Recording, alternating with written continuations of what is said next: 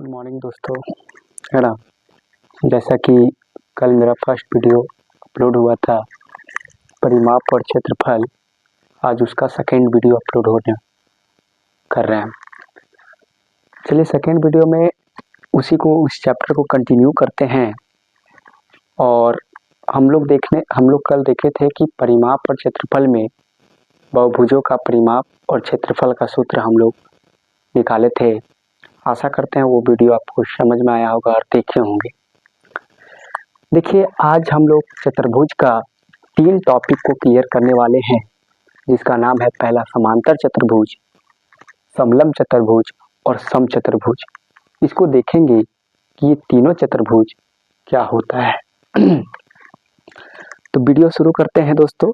तो पहला जो है चतुर्भुज, उसका नाम है समलंब चतुर्भुज, समांतर चतुर्भुज, समांतर चतुर्भुज।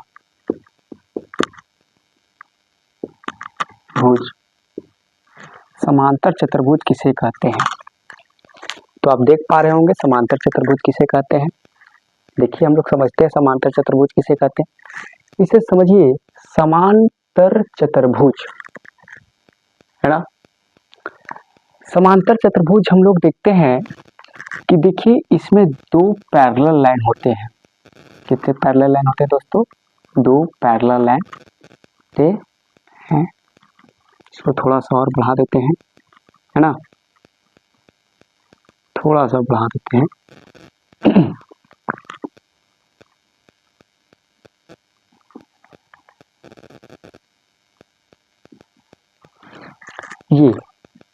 ये समांतर चतुर्भुज है। इसको नाम देते हैं ABCD। ABCD समांतर चतुर्भुज है। तो इसमें आप देखिएगा कि इसमें 2 विकर्ण है। विकर्ण कौन कौन है? C से लेके B तक, A से लेके D तक, ये 2 विकर्ण है, जिसको बोलते हैं डायगोनल। आपको हम कल बताए थे कि जो त्रिभुज का क्षेत्रफल होता है, जिसमें ऊंचाई होता है, उसका क्षेत्रफल 1/2 आधार गुना ऊंचाई होता है। ठीक है। तो इसमें देखिए एक ऊंचाई दिया है, ये ऊंचाई है इसका, है ना, और ये इसका ऊंचाई है। तो ये दोनों त्रिभुज का क्षेत्रफल निकालोगे, 1/2 आधार गुना ऊंचाई और 1/2 आधार गुना ऊंचाई अगर जोड़िएगा तो 1/2 और 1/2 पूर्ण हो जाएगा, और इसका क्षेत्रफल जो हो जाएगा, क्या हो जाएगा? आधार गुना ऊंचाई। तो समांतर चतुर्भुज का क्षेत्रफल क्या होता है? आधार गुना ऊंचाई। देखिए समांतर चतुर्भुज क्या होता है, थोड़ा समझ लीजिएगा। इसके आमने सामने का भुजा जो होता है वो बराबर होता है। आमने सामने का भुजा आपस में क्या होता है? बराबर होता है। तो इसका थोड़ा सा हम लोग देखते हैं, इसका क्षेत्रफल अगर हम लोग देखते हैं, समांतर चतुर्भुज का क्षेत्रफल तो होता है क्या? आधार गुना ऊंचाई, आधार गुना ऊंचाई। इसका जो क्षेत्रफल होता है आधार गुना ऊंचाई होता है। ठीक है, आधार गुना ऊंचाई। समांतर चतुर्भुज का क्षेत्रफल जो होगा आधार गुना ऊंचाई। और अगर इसका परिमाप का बात करें तो बताइए इसका जो परिमाप होगा वो किसके जैसा होगा? क्या ये आयत के जैसा बन रहा है? क्या आमने सामने के भुजा बराबर है? तो जी हाँ, इसका क्षेत्रफल जो होगा 2 इंटू, है ना, L प्लस B। इसको L मानेंगे, इसको क्या मानेंगे? B मानेंगे। ठीक है। चलिए अब हम लोग चलते हैं समांतर चतुर्भुज को देख लेंगे, एक बार फिर से देखते हैं समांतर चतुर्भुज क्या होते हैं। ये 4 चतुर्भुज का एक रूप है जिसके आमने सामने का भुजा बराबर होता है ना, और इसका जो क्षेत्रफल होता है आधार गुना ऊंचाई, आधार गुना ऊंचाई। ठीक है। और परिमाप जो होगा 2 इंटू L प्लस B। अब हम लोग बात करते हैं दूसरा, समलंब चतुर्भुज। समलंब, जैसा कि समलंब नाम से ही पता चल रहा है, समलंब चतुर्भुज किसे कहते हैं? तो आप देखिएगा समलंब चतुर्भुज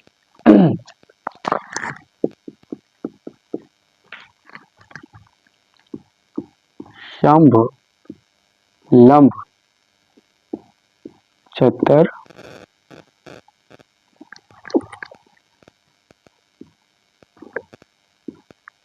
चतुर्भुज,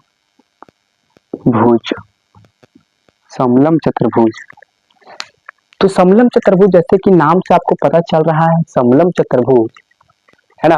जैसे कि आप देख रहे हैं समलम चतुर्भुज के बारे में, आइए हम लोग समझते हैं समलम चतुर्भुज किसे कहते हैं। ठीक है, वैसा चतुर्भुज जिसकी चारों ओर जो लंबाई होगा, लंब होगा, वो बराबर होगा, उसे कहते हैं समलम चतुर्भुज। जैसे देखिएगा ये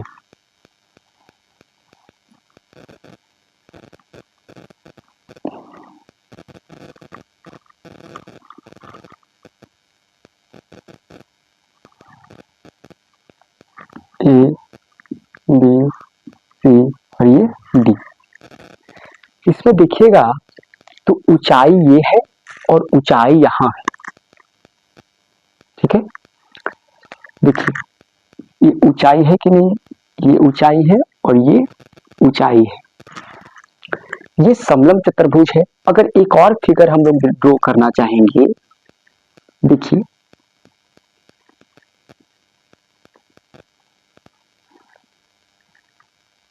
इसमें भी ऊंचाई आपका सेम है, इसमें ऊंचाई आपका सेम है। ठीक है, तो समलम चतुर्भुज में आप लोग देखे होंगे ये ऊंचाई है, ये ऊंचाई है ना। समलम चतुर्भुज में इसका जो क्षेत्रफल होता है दोस्तों, वो होता है, क्या होता है, समलम चतुर्भुज का क्षेत्रफल जो होता है, थोड़ा सा समझिएगा इसको, 1/2 गुना समांतर भुजाओं के योग, समांतर भुजाओं की लंबाई का योग, है ना। समांतर भुजाओं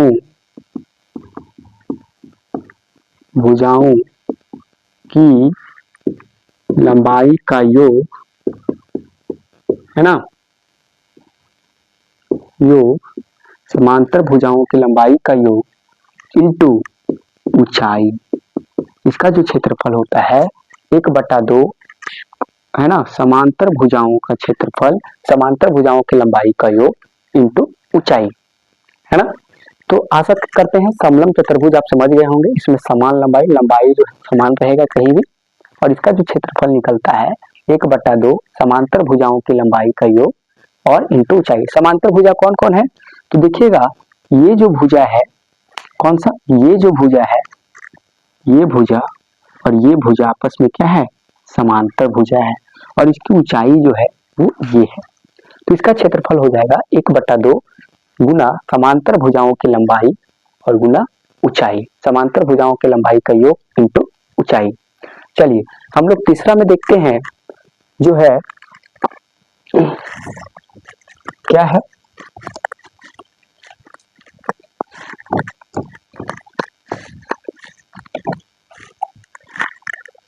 तीसरा में है सम चतुर्भुज। सम चतुर्भुज का मतलब होता है जिसकी चारों भुजा बराबर हो, है ना। सम चतुर्भुज की चारों भुजा आपस में क्या होती है, बराबर होती है। देखिएगा, और ये वर्ग के जैसा काम करता है, इसकी चारों भुजा जो होगा आपस में बराबर होगा, चारों भुजा आपस में क्या होंगे, बराबर, एक भुजा दोनों सभी आपस में क्या होंगे, बराबर होंगे, है ना। और इसमें दो विकर्ण होते हैं, विकर्ण, दो विकर्ण होते हैं, ये जो है आपका क्या है, वो विकर्ण है, ये दोनों क्या है, विकर्ण। ठीक है, विकर्ण, डायगोनल जिसको बोलते हैं, इसको मान लेते हैं D1, इसको मान लेते हैं D2, मतलब डायगोनल 1 और डायगोनल 2। ठीक है, देखिए हम लोग क्या देखें, समांतर चतुर्भुज के सभी चारों भुजा आपस में क्या होते हैं, बराबर होते हैं। इसका क्षेत्रफल जो होता है, क्षेत्रफल सम चतुर्भुज का, सॉरी, सम चतुर्भुज का जो क्षेत्रफल होता है, सम चतुर्भुज का जो क्षेत्रफल होता है, सम चतुर्भुज का, सम चतुर्भुज का क्षेत्रफल होता है, वो होता है 1/2 विकर्णों का गुणनफल, 1/2 इंटू विकर्णों का गुणनफल, मतलब विकर्ण का गुणनफल, विकर्ण का गुणनफल इसको हम लोग इस तरह भी लिख सकते हैं 1/2 इंटू d1 इंटू d2। ठीक है, आप जैसे देख रहे हैं समचतुर्भुज किसे कहते हैं, है ना। तो अभी हम लोग देखिए क्या, समांतर चतुर्भुज, समलंब चतुर्भुज और समचतुर्भुज। अभी हम लोग क्या देखें, समांतर चतुर्भुज का क्षेत्रफल होता है, क्या होता है, लंबाई गुना ऊंचाई, है ना, सॉरी आधार गुना ऊंचाई। समलंब चतुर्भुज का जो क्षेत्रफल होता है 1/2, है ना, समांतर भुजाओं की लंबाई का योग इंटू ऊंचाई। और समचतुर्भुज का क्षेत्रफल होता है 1/2 विकर्णों का गुणनफल या 1/2 d1 इंटू d2। d क्या है, डायगोनल 1 और डायगोनल 2। आशा करते हैं वीडियो समझ में आ रहा होगा। वीडियो को लाइक करें, कमेंट करें और शेयर करें। चलिए, अभी हम लोग चतुर्भुज को हम लोग देख चुके हैं, ठीक है। अब जो है हम लोग चलते हैं वृत्त की ओर में। वृत्त किसे कहते हैं और वृत्त का जो क्षेत्रफल होता है, परिधि होता है, परिमाप होता है, वो कैसे हम लोग फाइंड आउट करते हैं, ठीक है। वृत्त, अभी हम लोग चतुर्भुज में देखें, पहला चीज हम देखें त्रिभुज, आयत, वर्ग, समलंब चतुर्भुज, समांतर चतुर्भुज और समचतुर्भुज, है ना। आगे हम लोग देखते हैं 2D आकृति में एक वृत्त अलग रोल अदा करते हैं और हर कॉम्पिटिटिव एग्जाम में, मेंसुरेशन में एक वृत्त का क्वेश्चन जरूर रहता है। तो स्किप नहीं कीजिएगा वीडियो को लगातार बने रहिए, है ना।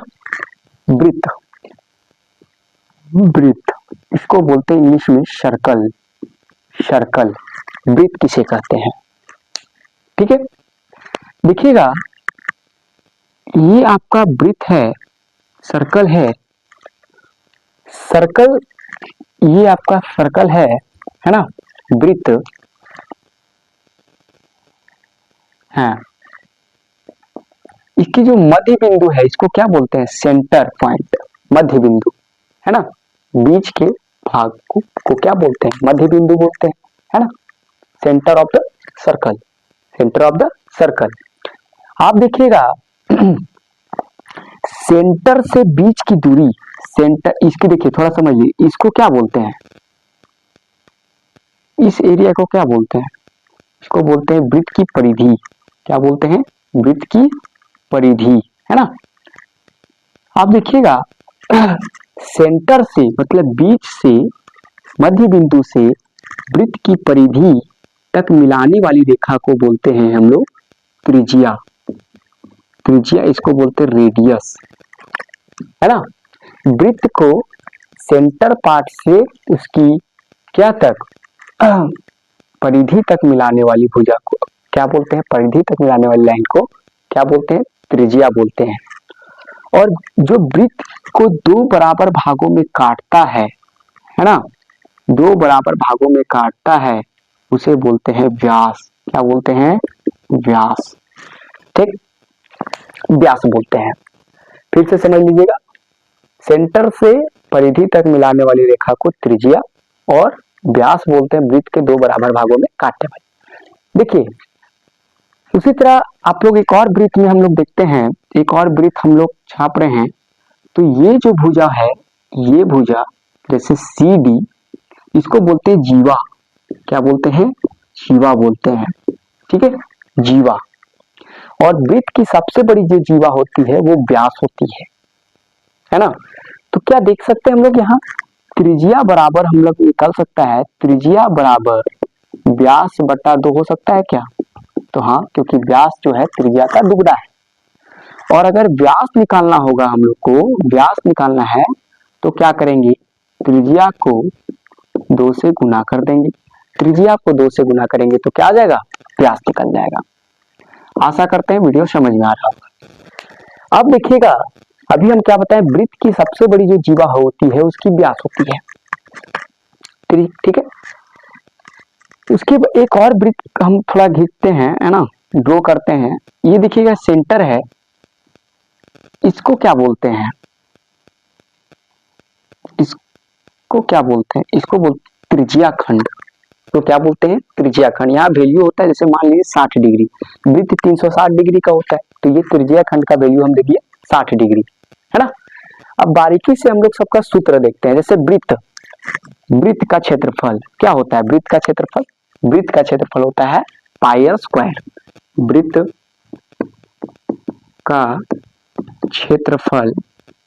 वृत्त का क्षेत्रफल होता है पाई आर स्क्वायर, है ना। वृत्त की परिधि जो होता है वो क्या होता है? 2 पाई आर। वृत्त की जो परिधि होता है दोस्तों वो क्या होता है? 2 पाई आर। ठीक है। अगला हम लोग देखते हैं अर्धवृत्त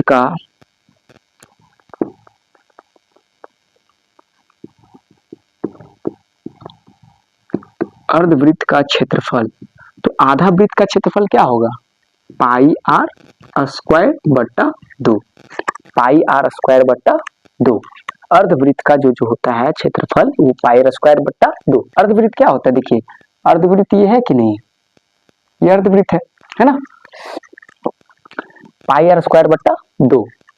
और अर्धवृत्त का जो परिधि होता है दोस्तों, अर्धवृत्त का क्या होता है? अर्धवृत्त का जो परिधि होता है ना, वो क्या होता है? अर्धवृत्त का जो परिधि होता है, इसमें देखिए अर्धवृत्त का परिधि हो जाएगा, पूरा का परिधि होता है 2 पाई आर।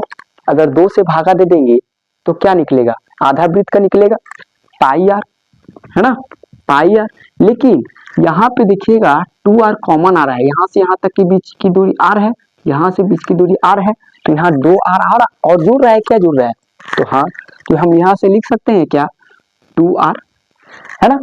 यहाँ से आप कॉमन लीजिएगा तो आर कॉमन लीजिएगा तो क्या बचेगा? पाई प्लस आर, यही ना बचेगा। अगर आर आप कॉमन ले लीजिएगा तो क्या बचेगा? पाई प्लस आर, है ना। तो ये होता है अर्धवृत्त का परिधि, अर्धवृत्त का परिधि।